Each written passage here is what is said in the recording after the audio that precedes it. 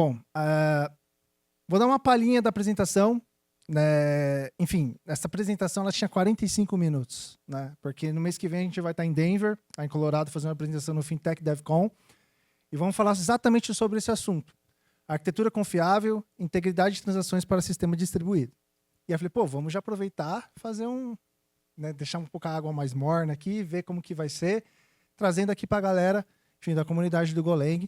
Tem pouquíssimo código aqui, é muito mais Pattern, né, que a gente vai falar. É muito mais sobre System Design, como que a gente garante aqui a integridade de transação dentro do Midas, que é o que a gente vem falando desde o começo ali, o nosso Ledger, Open Source e tudo mais. Enfim, o Midas, que a gente já falou, nosso Ledger, Open Source, ele tem várias responsabilidades, a gente vai falar um pouquinho mais para frente, sendo que o foco dessa apresentação vai ser no caminho, né? Literalmente o fluxo para realizar uma transação dentro do Midas e como que a gente escolheu, enfim, a prática, né? o padrão a ser implementado, enfim, com várias tentativas e erros. Enfim, o fluxo de transação, basicamente aqui, a gente vai falar, são duas fases, né? A primeira fase a gente vai falar sobre o padrão CQRS, a gente vai falar de idempotência, por que a idempotência é tão importante em sistemas transacionais. A gente vai falar aqui sobre Balance Control, Event Publishing na fase 2, que é quando a gente tem mais controle da transação após que acontece um débito na conta, né? E aí a gente tem que fazer o crédito, né, de destino na conta de destino. O consumidor, vamos falar sobre Optimistic Database Lock e Handling Failure aqui, como que a gente consegue, enfim, ter visão de tudo que acontece, além de auditoria, enfim, dentro do sistema, a parte regulatória, que é super importante para um Ledger. Então, como eu falei aqui, acabei falando anteriormente, mas o slide é esse, que a gente vai falar, passo a passo, fase 1, fase 2. Eu adoro essas imagens de IA, cara. Eu adoro. Boa. Por que a confiança é importante em sistemas distribuídos no Midas, né? Se você não lida se commits em duas fases, você não implementa commits em duas fases, você não implementa eventual consistência, você não implementa idempotência, enfim, e outras práticas que a gente vai falar nessa apresentação, provavelmente você vai enfrentar alguns desses problemas aqui, como transação duplicadas, saldos inconsistentes, perda, né, de duplicação de dados, gargalos, né, de desempenho da aplicação, né, e a gente vai falar o porquê, e experiência do usuário degradada aqui, né? Então você acaba querendo ou não, se você não implementar E isso aqui, pessoal, não é uma receita de bolo para o sucesso. Isso aqui é o que funcionou para o Midas. Pode ser que não funcione para você, pode ser que na aplicação que você está trabalhando não seja o melhor cenário, dado o que você está desenvolvendo. Mas entre várias tentativas que a gente vai falar aqui, a gente chegou no modelo que, poxa, a gente conseguiu alcançar um número bem legal aqui de escalonamento da aplicação, ter maior controle sobre a transação e garantir que a transação seja íntegra. Então, práticas a evitar aqui de serviços financeiros, coisas que a gente já enfrentou na nossa jornada enfim, eu pelo menos, das casas antigas, o time também. Fluxo de transação síncrona, basicamente você fazer um débito, um crédito, fazer verificações de saldo de conta, tudo numa única, vou chamar de thread mas num único processo, num único flow. Isso pode gerar problemas, dado que no step final, se alguma coisa dá errado na hora de persistir no banco de dados, você tem que garantir o rollback. 100% do rollback. Você não pode simplesmente não garantir a atomicidade aqui nesse processo. Ou seja, fazer só a metade dela e a outra parte, por exemplo, você faz um débito de uma conta, mas você não acredita. Porque a gente cai naquele problema que eu expliquei anteriormente, de criar dinheiro ou sumir com o dinheiro. Então, leitura escrita direta no banco de dados, ou às vezes, na verdade, no mesmo banco de dados. Esse foi um problema que a gente enfrentou para sistemas distribuídos, em que a gente precisava escalar, onde você tem que escrever e ler ao mesmo tempo, que pode gerar, querendo ou não, deadlock no banco de dados, ou seja, travar o teu banco, travar várias linhas no seu banco de dados, e, consequentemente, sua operação ser impactada. A falta de tratamento de race condition ou bloqueios globais de banco de dados, como eu falei do deadlock aqui, mas race condition é basicamente duas transações chegando ao mesmo tempo. Então, se essas duas transações têm o mesmo dado, a mesma chave de idempotência, e se você não faz essa verificação de uma forma atômica, né, e você não garante que uma transação processe por vez, automaticamente você vai ter uma duplicação aqui de transações duplicadas, né? Enfim, vai fazer 2 transações ao mesmo tempo. Isso pode gerar um problema. E o tratamento de falhas ou erros em cascata, né? Então, se você não consegue tratar os seus erros e literalmente dar as respostas, né, tratadas para o seu cliente, ou ter um log ali que te ajude a ter visibilidade do que acontece, junto com o tema de observabilidade do ciclo de vida da transação, isso pode passar a ser um problema para você fazer um troubleshooting. Então, esse também é um desafio do qual a gente vai falar aqui. E aí, a fase 1, a gente fala de partner, validação da solicitação, request, no caso, né, e o controle de saldo.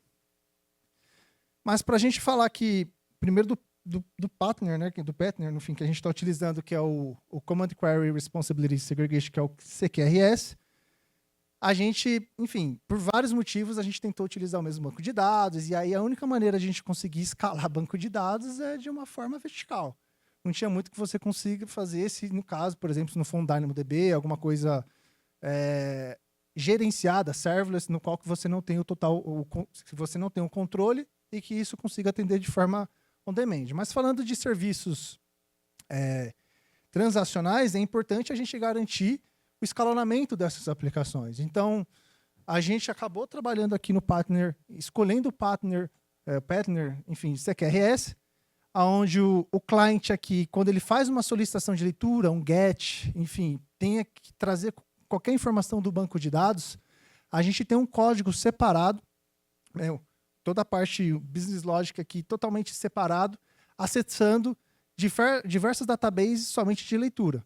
Aqui é uma, mas poderia ser 2 databases. Eu poderia ter um banco de dados só para leitura e um outro banco de dados só para exportar dados, seja relatórios, enfim, que use um banco até maior, mas que use mais recurso computacional. E quando eu tenho escrita, seja um put, um post, enfim, nos meus registros, eu tenho um banco de dados que lida somente com leitura. E toda modificação que acontece nesse banco, a réplica recebe a cópia para poder processar, enfim, tem uma cópia ali para que o CQRS, de fato, ali a query, né, enfim, consiga receber toda a modificação das escritas, né, das operações de escrita. E aí o porquê do comando aqui, né, que é literalmente o escrever no banco de dados. O isolamento da lógica de escrita, otimização para desempenho, enfim, então você consegue separar ali o código que lê, o código que escreve, né, então isso fica muito mais fácil e organizado, até uma questão de clean code e tudo mais. A arquitetura orientada a eventos, então isso facilita você trabalhar com eventos. Escalabilidade e limites claros, né? Comandos alteram o estado do dado no banco. O query, jamais.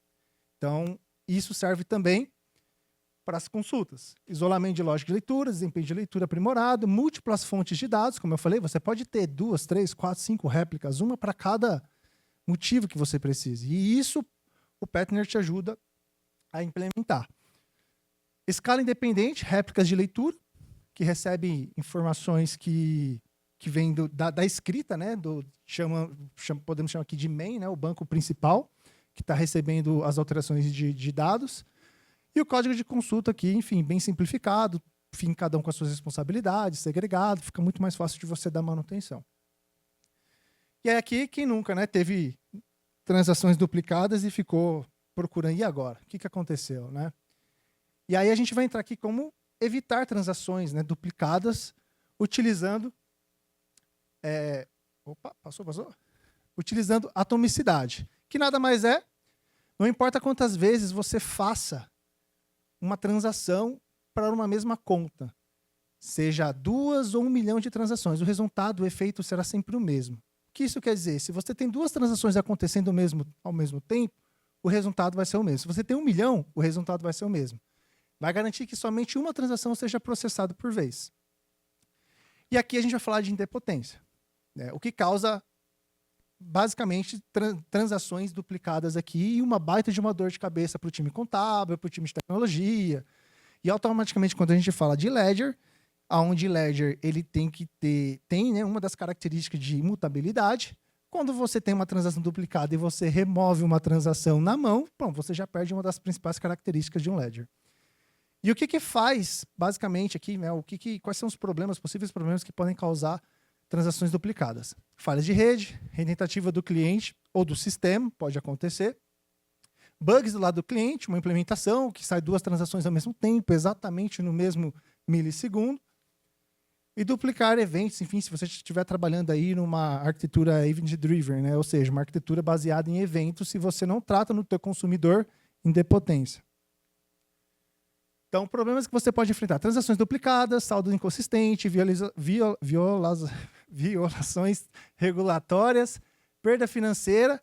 Isso aqui não é um problema. O último, quebra de confiança com seus clientes. Isso aqui não é um problema, isso aqui é a consequência, se isso acontecer. Então, até você explicar para o teu cliente, para as pessoas que utilizam a tua solução, que você teve transações duplicadas, coisas que, enfim, no mundo transacional, né, de fintechs, no core bank, é básico. Você tem que saber lidar com isso. É uma baita de uma dor de cabeça. E isso a gente lida no Midas.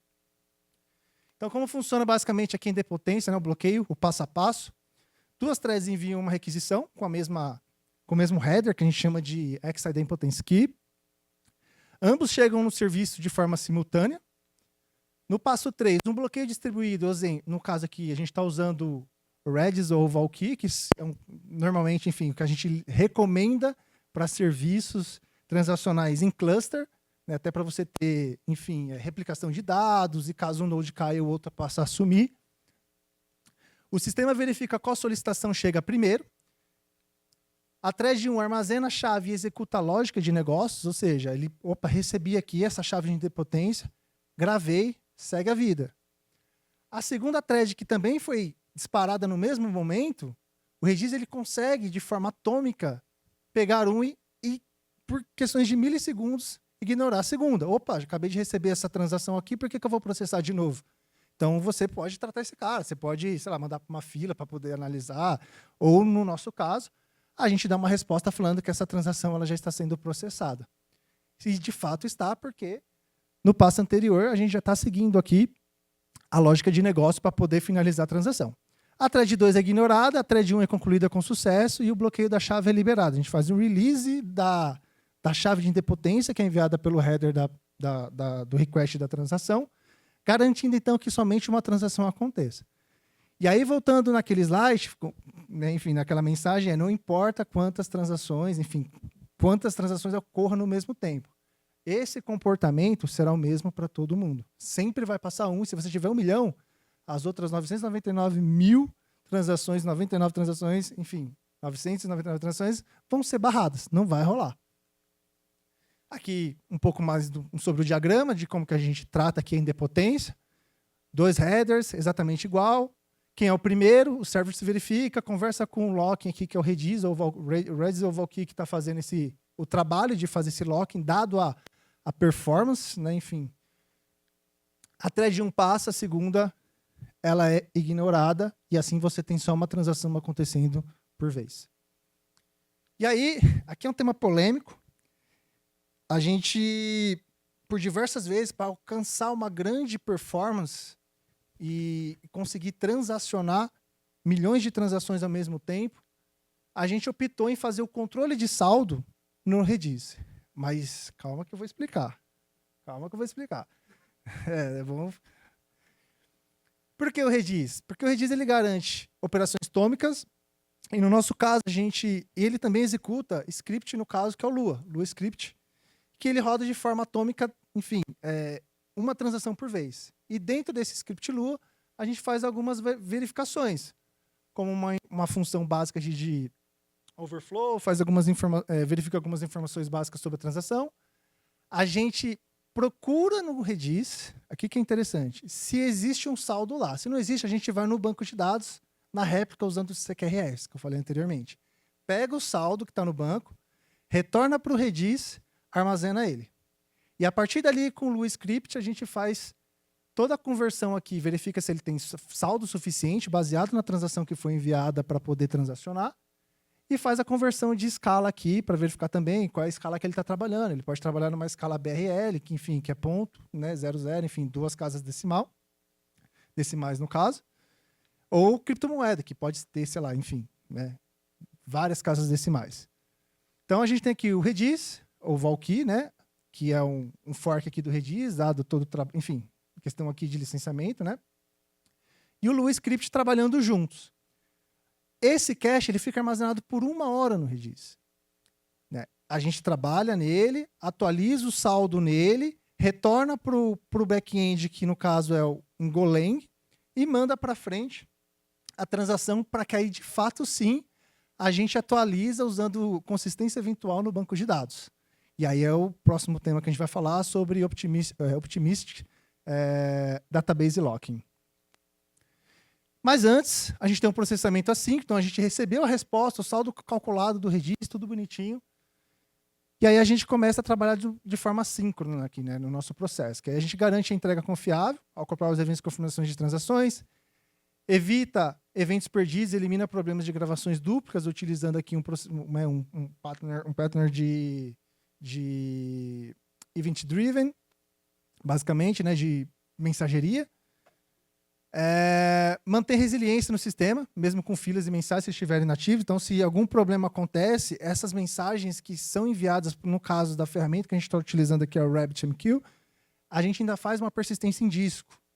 Se o cluster cai, volta, isso está em disco, e, utilizando esse mesmo disco, as transações podem voltar a ser processadas. Então, a gente tem um trabalho de resiliência aqui em cima da solução para poder garantir. Permite consistência eventual, sem bloquear caminhos de transação. E suporta escalonamento independente de processadores e consumidores de eventos. E aí o porquê aqui, né? Enfim, experiência mais rápida para o usuário, arquiteturas acopladas, resiliência ao fracasso, se alguma coisa acontece, escalabilidades e retentativas. Isso tudo a gente consegue ganhar quando a gente trabalha no segundo step, aqui, com 2 fases de transação. Né? A primeira fase que eu expliquei anteriormente, que é fazer o cálculo no Redis, e posteriormente depois finalizar a transação salvando no banco de dados. E um exemplo simples aqui, né, para garantir uma experiência melhor para o nosso cliente ou para o nosso dev, para quem estiver utilizando a solução. O usuário inicia uma transação, o sistema debita da conta de origem, retorna a solicitação recebida, que está 200, mas na verdade deveria ser 201. Está errado aqui. O envio para a fila, para processamento async, que aí, de fato, um consumidor vai pegar todo esse cálculo que a gente falou, que fez no Redis, e faz a persistência no banco de dados. E aí, aqui é um pouco da responsabilidade do produto, é o responsável exclusivamente apenas só por criar o objeto e enviar para a fila, e, posteriormente, um consumer poder pegar essa informação. Então, ele publica, basicamente, em uma exchange do RabbitMQ. E aí a gente entra na fase 2 aqui da transação, confirmando, né, fazendo um commit aqui na transação do banco de dados. E o que o consumer faz? Dado que a gente vai para o segundo passo, o cliente já recebeu uma resposta, a gente tem um consumer que é responsável por persistir no banco de dados, cria transações e operações de débito e crédito já no banco. Né, então a gente não fez isso no passo anterior, mas a gente faz agora no passo final. A gente atualiza o saldo do banco de dados e a escalabilidade. Aqui, enfim, a gente, na verdade, não é uma responsabilidade, mas é uma característica do consumer. Ele escala e reduz aí, enfim, a capacidade de poder processar milhões de transações on demand, né? Ou seja, baseado na demanda. E aí a gente entra aqui, poxa, milhares de transações acontecendo ao mesmo tempo, pode ser para a mesma conta ou diferentes contas. Como que a gente consegue garantir aqui que a gente não bloqueie, né? Enfim, não bloqueia, não cria um deadlock no banco de dados. E a gente usa aqui o pattern chamado Optimistic Database Locking, que basicamente permite um alto throughput de transações acontecendo no banco de dados, sem bloqueios ou filas, enfim. Ele vai tentando e de forma aleatória, porque a fila ela não é first in ou first out, ou seja, a primeira transação que entra não é a primeira que sai, porque isso geraria um gargalo. Na verdade, isso acontece de forma concorrente, e a gente vai mostrar como que a gente trata isso para que o saldo seja atualizado da maneira correta no banco. Ideal para cargas de trabalho com muita leitura, que é o que a gente faz, porque a gente tem que ficar verificando, e também faz o update do balance na base. Lógica de repetições simples e sem deadlocks, né? Porque para leitura usando o Optimistic Lock, a gente não trava o banco. Essa é uma grande sacada que a gente estudando esse pattern aqui, a gente viu que seria bem interessante para quem precisa escalar e se tratando ainda de milhares de transações que podem acontecer ao mesmo tempo. E aí, Aqui é basicamente, enfim, faça o seu melhor, lide com os conflitos. É isso que o Optimist Locking faz. Então, a gente tem um balance, que é o saldo, com o número da versão. Ficou uma chavinha aqui aberta, mas enfim. Ou seja, eu tenho uma primeira transação acontecendo no banco de dados. Essa transação, ela tem um balance. Esse balance está associado à transação e ela tem uma versão inicial que é 1. Se duas transações chegam no consumidor para aquele mesmo balance, ou seja, a versão 1, que consultada anteriormente pelo consumo, ele viu que ainda não foi modificado, os dois pegam a versão 1 do balance no banco, ele verifica se o campo do version, né, é maior que o current version no banco de dados. Ou seja, eu pego o current version do banco de dados, somo mais 1 e verifico se ele é maior com o que está atual. É maior? É. Atualiza no banco. O segundo, na hora que ele for fazer essa atualização, ele fala, opa, já não é maior, porque agora ele não é 1, ele é 2. Então, na query, ele vai voltar 0 linhas afetadas. Então, eu já sei que o saldo que entrou no meu banco de dados é o mais atualizado. Então, consequentemente, o que vai acontecer aqui? Se vem uma outra transação, fazer um caminho oposto agora. Eu tenho... acontece duas transações. Então, vem uma transação que é para ser 2 e 3 a version. Basicamente, o que ele vai verificar? Se a versão 3 aconteceu depois porque ela é maior, e ela tem que, em tese, ser processada depois que a 2, mas ela está sendo processada a primeira, vai processar, vai no balance, ele vai verificar que a versão 2 é menor que a 3, da current version aqui, vai atualizar o banco de dados, e quando a 2, que aconteceu antes, for atualizar, ela não vai mais atualizar o banco, porque, em tese, a 3, o cálculo que a gente fez lá atrás no Redis já está tudo certo, porque já calculou, e de forma atômica, 1 por 1, e no banco de dados, a gente vai ter sempre o último dado com o saldo atualizado que foi enviado para a fila. E o saldo da transação anterior, que era para ter acontecido, a gente ignora. A gente não precisa mais processar, porque o cálculo já foi feito. E se a versão já foi alterada, a atualização do saldo é ignorado. Dessa maneira, a gente consegue ter milhões de transações acontecendo simultaneamente, e aí o motivo que a gente usa o Redis lá na ponta. Porque a gente tem muito mais velocidade para fazer esse cálculo, e a forma que a gente atualiza o banco de dados é totalmente de forma síncrona, só depende da gente. E o cliente já recebeu, beleza, minha transação já está sendo processada. Enfim, key points aqui para garantir a integridade, né, a gente abre aqui o rollback, enfim. Tudo ou nada, evitar atualização parcial e transação, parcial das transações, reverter a transação completa em caso de erro. E aí, quando você trabalha, de fato, com foco em ser atômico, a primeira linha diz, tudo ou nada. O banco de dados permanece em estado válido, sempre inválido, válido quando acontece uma falha, então a gente nunca deve alterar. E dado a esse código aqui, qualquer problema que ocorra no processo, seja para o banco não está disponível, ou falta de recurso no banco de dados, volta para a fila e o consumer, por ter essa informação, enfim, esse dado para ser processado, quando o banco voltar a funcionar normalmente, o banco de dados vai processar essa transação e vai voltar a garantir a integridade do mesmo. Tá? E aqui o registro de auditoria é imutável, construindo uma confiança, então, enfim, construindo a confiança aqui através de auditoria. Então, um ledger precisa ser auditável, um ledger, a gente tem que garantir que ele seja imutável. Por mais que na nossa stack a gente está utilizando Postgres, se vocês olharem na nossa documentação, principalmente a nossa page transaction, não tem métodos para delete, não tem métodos para update, enfim, das operações, enfim, que você altere saldo ou o estado do banco de dados, porque uma vez uma transação que ela ocorreu e não teve problema de idempotência, de race condition, enfim, a única coisa que pode alterar o valor, ou seja, você devolver uma transação errada ou feita 2 vezes, mesmo que não seja em tempo diferente, é você fazer mais uma transação para corrigir ela. Porque daí você vai conseguir manter toda a auditoria do que acontece dentro do teu ecossistema do teu ledger. Então, o rastreamento completo da operação é a prova de adulteração, rastreamento e correlação de tudo que acontece no ciclo de vida da sua transação é importantíssimo. Processamento assíncrono e conformidade regulatória. Então, quando eu falo conformidade regulatória, é literalmente a história que a gente fala ali de não sumir com o dinheiro, né? Então, enfim, e contábil, questão contábil também, do time de contabilidade, no final do dia ele saber de fato quanto que tem no teu ledger, quais foram as transações que aconteceram, se de fato tem somente uma... Pode acontecer, por exemplo, em alguns ledgers, de só ser feito o débito e não é feito o crédito. Então, isso tudo entra aqui como conformidade regulatória. Então, as principais conclusões, para a gente, no nosso cenário, de vários testes que a gente fez, enfim, e que a gente teve um desempenho muito bom em questão de performance. E se não acredita em mim, é open source, baixem, teste e vê como que funciona de fato.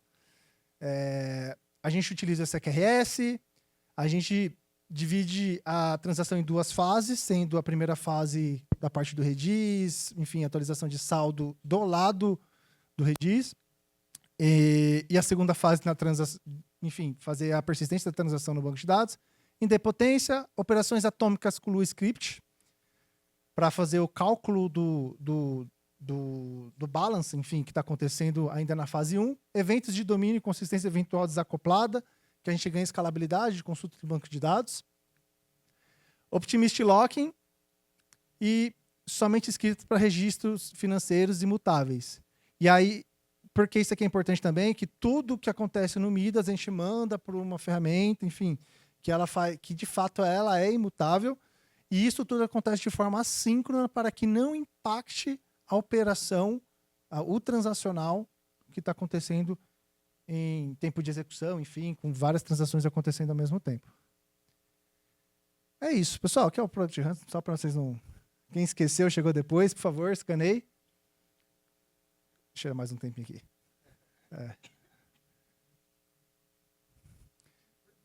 Perguntas. Agora eu tô com medo.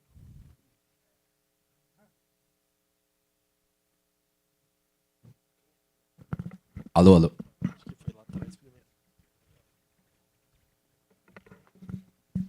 Opa, boa noite. Na verdade, são 3 perguntas aqui que eu queria fazer. Primeiro é o bloqueio inicial de idempotência ali no Redis, né, no Valk, que vocês fazem, ele é escopado por conta, por organização, porque dependendo de uma mesma organização, se você tiver muitas hot accounts, né, você pode chegar num... Boa. Bom, ele é a cross-ledger, né, igual a gente fala. Você pode ter... Basicamente, como que a chave ela é composta? É a Organization ID, o Ledger ID e o hash da transação. Então, automaticamente, aquele ID de idempotência ele passa a ser único. Então, se você só vai ter, de fato, um Ledger, uma transação duplicada, ou seja, exatamente com o mesmo valor de idempotência, se no exato momento, para a mesma organização, para o mesmo Ledger, né, com o mesmo dado de transação, e esse dado de transação, a criptografia que a gente usa, enfim, não é bem a criptografia, mas o hash que a criptografia para gerar o hash que a gente usa é o SHA-256, né? Então, enfim, qualquer modificação que você tenha, é outro hash que é gerado. Beleza. E como é que lidado, assim, como é que vocês lidam com a defasagem, né, que pode acontecer entre as duas fases? Por exemplo, digamos que a pessoa requisita uma transação, você volta 200 ali pro cliente, né? Você fala que a transação foi bem sucedida, mas ela pode demorar um bom tempo para ser persistida no banco ali, para ser lida para ser lida no extrato, por exemplo, né? Boa. Basicamente, como eu falei, ali a gente colocou 200, mas a gente retorna a 201, que a transação ela foi criada. Então, o segundo passo, ele acontece sim de forma síncrona. De todos os nossos testes que a gente fez, e rodando milhões de transações, e aqui eu estou falando de 8, 9 mil TPS por segundo que a gente chegou a bater. Enfim, é questões de... Nesse cenário de que eu falei que é um throughput muito alto, é questões de segundos para poder atualizar. É basicamente isso.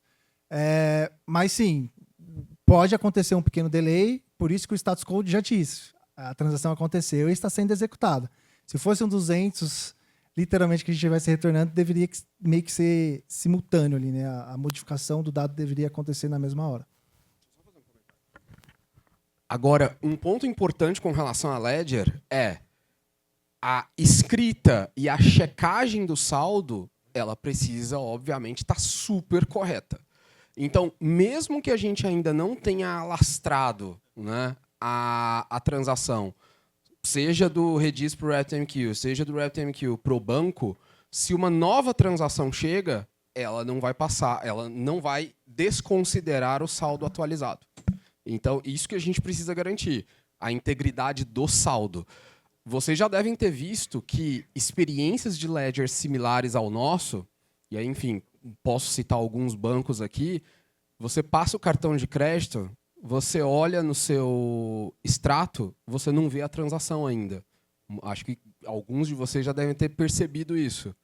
É justamente porque o spread de information não aconteceu ainda, entendeu? Agora, se você tentar passar o seu cartão de crédito novo, a transação no final do dia vai ser barrada. Acho que sobrou eu. Opa, obrigado aí. Nossa, muito estranho me escutar. Uma perguntinha. Por que vocês não usaram um Tiger Beetle para fazer a parte do banco para garantir a indepotência? Ou garantir transação, tudo? Nosso sonho. A gente quer muito. A gente, inclusive, é parceiro deles. E a gente estava no evento deles agora, lá em Amsterdã. E o grande ponto é a gente tentar simplificar a nossa stack neste momento. Por quê? Porque o Tiger Beetle, para quem não conhece, ele é um ledger, só que ele não cria uma camada de negócio em cima. Então, ele é um ledger com uma única função, fazer débitos e créditos. Ele tem um modelo de esquema extremamente simples, o que, no final, acabaria exigindo que a gente colocasse um Postgres do lado para poder fazer infinitos outros controles que a gente precisa para uma operação bancária no Brasil e um Mongo para metadata. Então, a gente quis simplificar. Além disso, quando a gente iniciou o desenvolvimento do Midas, o Tiger Beetle ainda não estava numa versão estável. E, aliás, ele ainda não está, né? Ele está numa versão 0 de Major. Então, mas é o nosso maior desejo. A gente gosta muito do modelo deles. E, inclusive, enfim, não são um concorrente nosso, né? Porque justamente eles não se propõem a fazer essa camada de negócio em cima que a gente tem. Né? Inclusive, exatamente. É até interessante, né? Porque eles nos recomendam quando a gente fala de ledger, e a única coisa que eles nos pedem é mantenham os adapters do jeitinho que vocês estão mantendo, porque quando a gente estiver pronto, você faz o pulo rapidinho, entendeu? Boa noite. A dúvida era por conta do banco de dados. Por que o Postgres e não talvez um Iceberg com um Vault, talvez, para poder fazer o armazenamento dessas transações com a certeza do armazenamento e não ter nenhuma possibilidade da deleção dessa linha? Perfeito, ótima pergunta.